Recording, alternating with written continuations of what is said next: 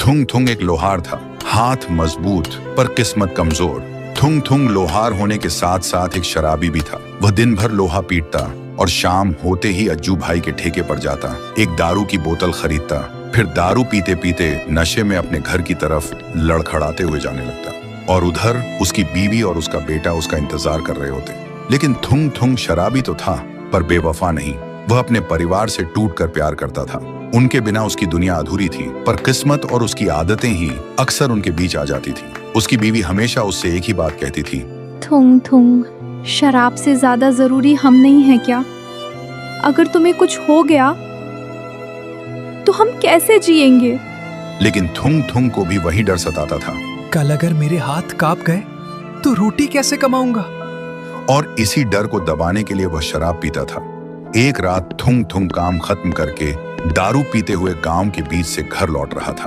तभी उसे जोर से सूसू लग गई।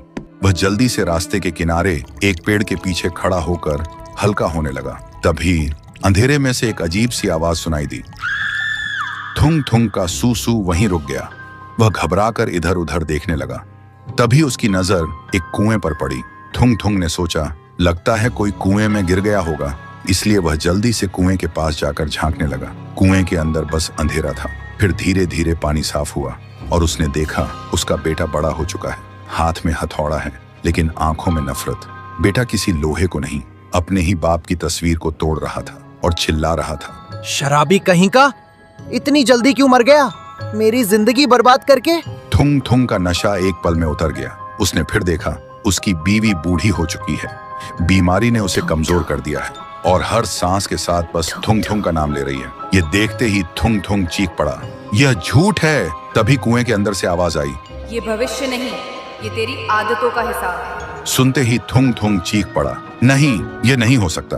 और उस दिन के बाद थुंग थुंग ने शराब को कभी हाथ नहीं लगाया। साल बीत गए, बेटा बड़ा हुआ और गांव का सबसे ईमानदार लोहार बना। फिर एक दिन बेटे ने पूछा, बाबा,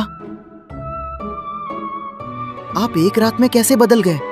थुंग थुंग ने बस इतना कहा, बेटा, उस रात मैंने अपनी मौत देखी थी और उससे भी बड़ा तुम्हारी नफरत।